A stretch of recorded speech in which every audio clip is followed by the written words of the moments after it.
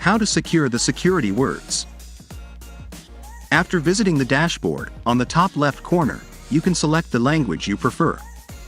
Choose Forgot Password. Then enter your username.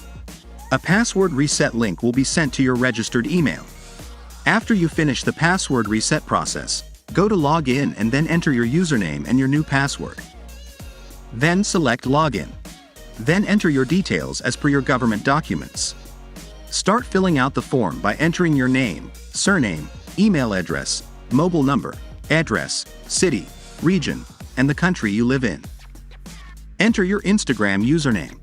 Then select I agree to the terms and conditions. Then select Update. Then you will receive your security words.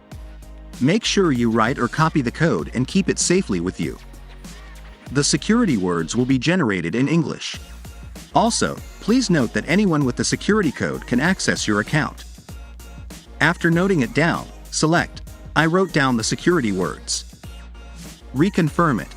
Congratulations, now you can access your account.